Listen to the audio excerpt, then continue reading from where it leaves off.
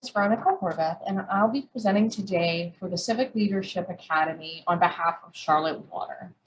So we're going to go through quite a bit of information. We are the water and wastewater services provider for Mecklenburg County and many of our surrounding towns. And I'm going to go through an overview of our water system and some of the things we do at Charlotte Water, and then deep dive into drinking water, then wastewater and sewer system awareness, and a few things that you can do to stay engaged and encourage wastewater stewardship, essentially.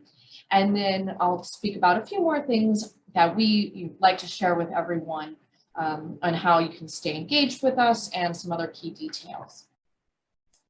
And so the first thing is that our water system is quite complex. We do maintain a significant amount of infrastructure associated with bringing in clean drinking water, treating it, distributing it, and then of course processing and distributing the wastewater, conveying that wastewater to our wastewater treatment plants and then treating that. So a lot of that infrastructure you probably aren't seeing. It's underground or maybe visible when we're performing repairs or rehabilitation or installations, but you know, the most visible water infrastructure is probably those elevated water tanks that you're seeing or your tap at home. Overall, we do serve around 1.1 million people. We have 2 drinking water supply intakes, and so those are Mountain Island Lake and Lake Norman. We also have reservoirs, and then that water gets tested before it goes into the plant. That's called raw water. And then at the treatment plant, of course, it's treated. It goes through a series of things to do that, and then we distribute that water throughout the county. We also have multiple field operations facilities, as well as 7 wastewater treatment plants. And then, as I mentioned before, we not only serve the city of Charlotte, but we do serve the towns of Davidson, Cornelius, Huntersville, Mint Hill, Matthews, and Pineville. We have over 1,000 full-time positions at 17 facilities. So as you can see in that picture on the right, we do have facilities all over the county. And many of our staff are working out in the field 24/7, 365 days a year. We maintain over 9,000 miles of water and sewer piping, and then have 78 wastewater lift stations as well. And right now we're around 600,000 water and sewer accounts. And so, as I mentioned, we have a lot of staff, a lot of facilities, but we are bringing you your drinking water, 27 gallons to be precise right now for $1. So we are very proud of the value of our water, and something to note about us as a utility is that the more you use, the more you pay. And so we do provide that information, and on your bill, it's measured in CCF.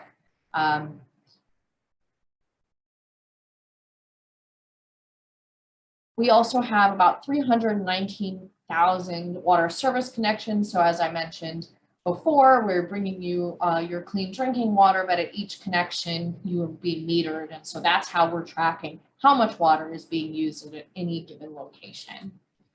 We do have 3 water treatment plants. We have Duke's plant in Huntersville, the Vest treatment plant on Betty's Ford, and then Franklin plant on Brookshire Boulevard. As mentioned, there's a lot that goes into treating your drinking water and getting it to your house. And so that all starts back at the pump station. We're bringing in that raw water from Mountain Island Lake or Lake Norman. And then we have to make sure sediment is taken out of it, and then it's treated for any sort of contaminants, bacteria, etc. And those are processes called coagulation, flocculation, sedimentation, and filtration, as well as some disinfection. So your water is slightly chlorinated to essentially prevent any sort of bacteria getting in that water as it's leaving the plant all the way to your home. We also perform corrosion control measures to ensure that, you know, the pipes, anything getting in there is prevented as much as possible. We are testing your water constantly. We're testing the water before it goes into the plant, at the plant, after it leaves the plant, throughout the distribution system, and by special request in people's homes. We also test at field sampling stations as well as out of a hydrant. So you may occasionally see hydrants being flushed. There'll be a little sign there that says flushing in progress. And that just means that we're out there making sure that water is at the highest quality. As mentioned, we are performing over 170,000 tests per year. If you want to learn more about your water quality, we do supply an annual water quality report that goes out anywhere between April and June. And we mail this to every resident in Mecklenburg County. And this report essentially summarizes some of the information I'm sharing with you today, but also it's a digestible version of our consumer confidence report, which is a regulatory requirement we have to submit to the state and then on behalf of the EPA.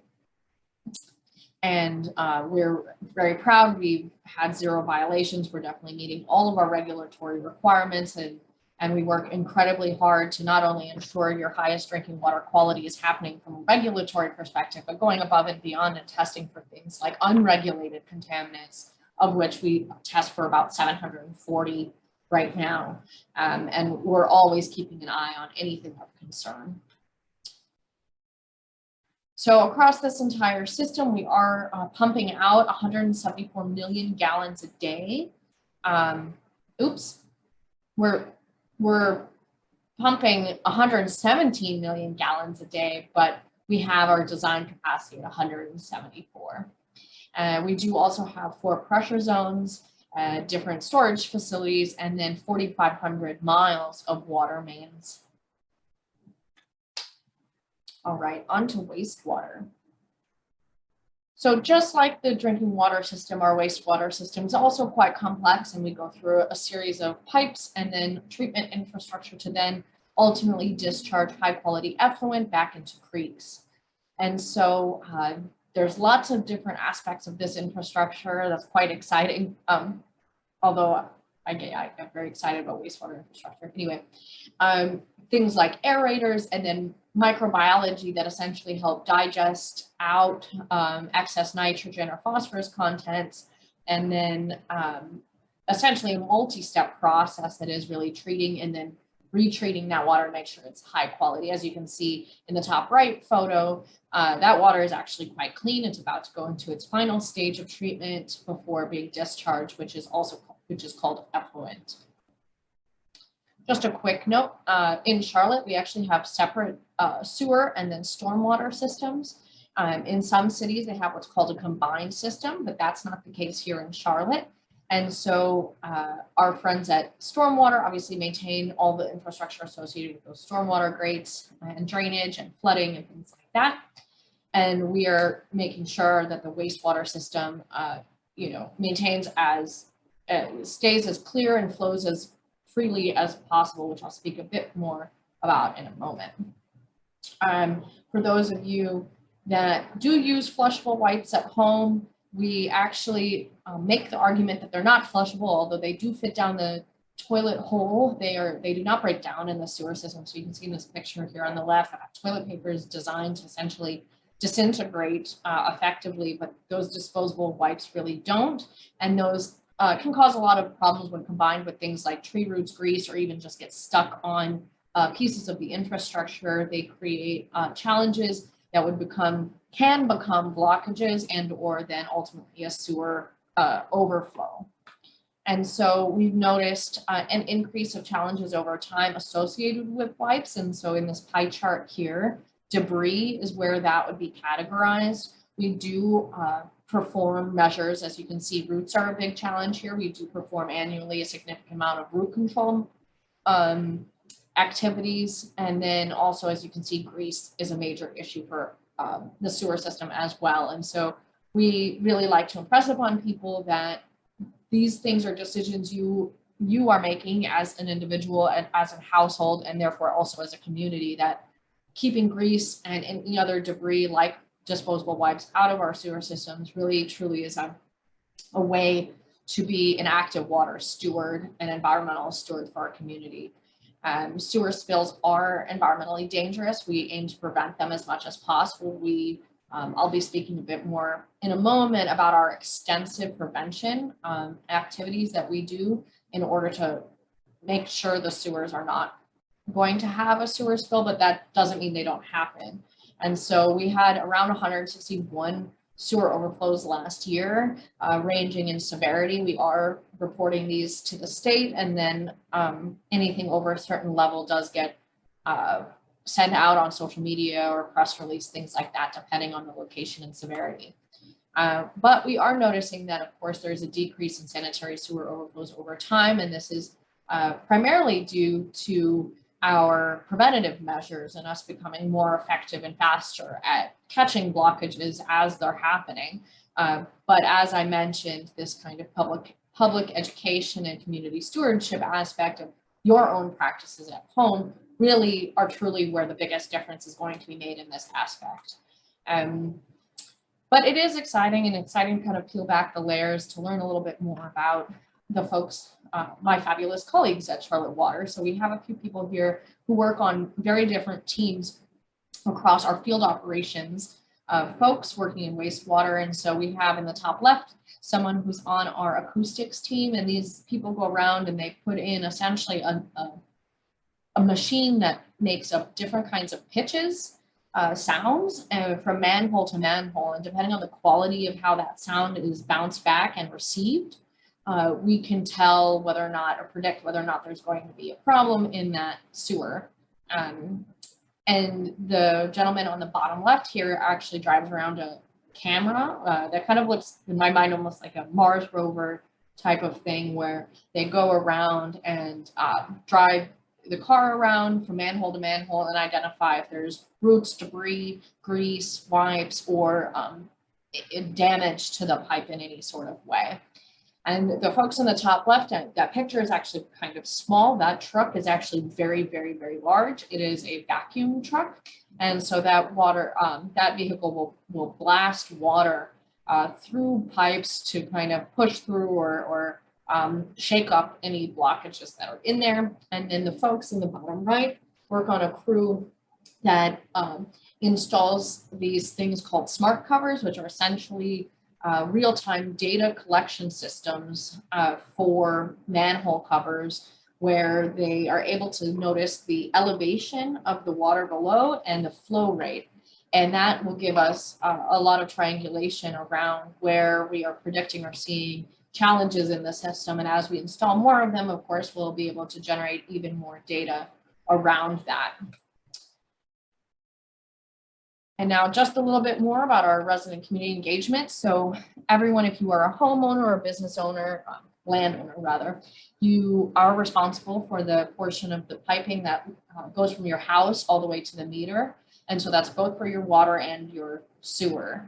Of course, sewers aren't metered. It'll be where your lateral connects into the main distribution system.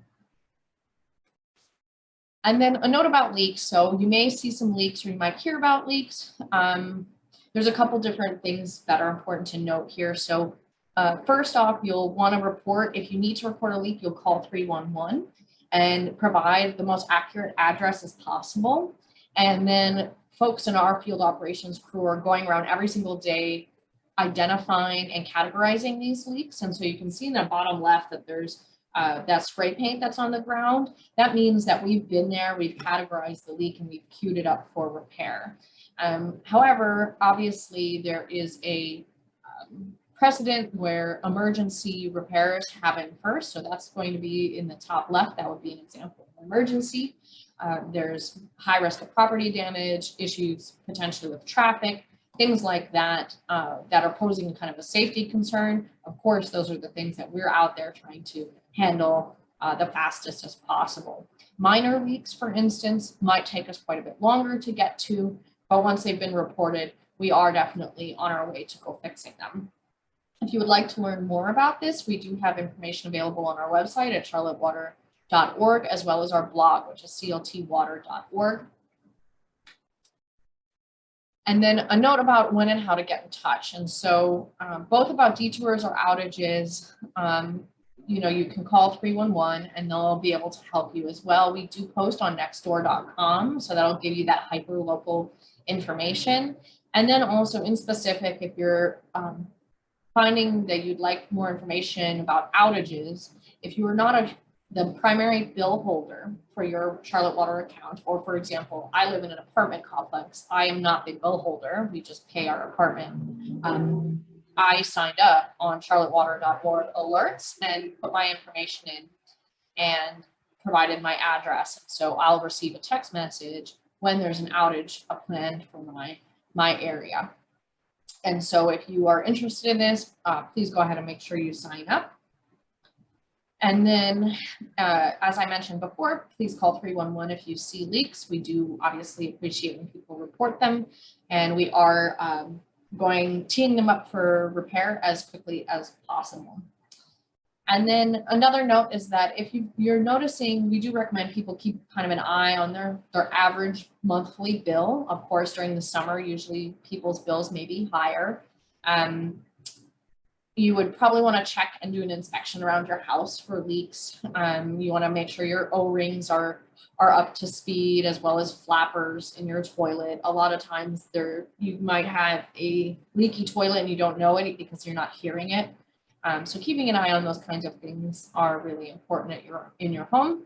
And then we also are performing over 100 capital investment in projects and different kinds of improvements that are going on. We have a web page per project available to the public. And so if you ever are curious about a project going on near you, please visit our website and visit those projects pages. And also please read the mailers that we do send out. We do provide information regarding specific projects if they're going to have an impact in your neighborhood, especially those big kinds of projects. So obviously, if you're receiving a mailer from us for some reason, we are trying to reach out to you and share some information with you that's important. And so remembering to take a note of those is important as well. Of course, water is the backbone of our economy in a lot of ways. If we didn't have safe, reliable, clean water, we wouldn't be able to draw in as many residents and businesses as we do in our region. And so obviously, this is an important aspect of not only public health and fire protection, but the economic development that's happening in our area. I mean, we are definitely, as a city and a region, growing very quickly. And so we're very proud to serve and honored to serve our community with both water and wastewater services. So please follow us on social media. We do post lots of different types of content on there. On Twitter, you are seeing a little bit more about operational aspects or outages, traffic detours, etc. But we are posting other updates there as well. And we do have an Instagram, Facebook, LinkedIn, as well as our blog and website. And I do recommend for both the blog and website, since we do maintain so many different pages in there with wonderful information, that you can actually use that little search function inside the blog or search function inside the website to draw you to the correct web page if you have something very specific in mind. And then you'll probably see us out there. I may be there. Please come say hi if we're in an event. You know, we participate in things like Earth Day, Water Week. We just wrapped up Imagine a Day Without Water. And then, of course, community events, public meetings, and workshops.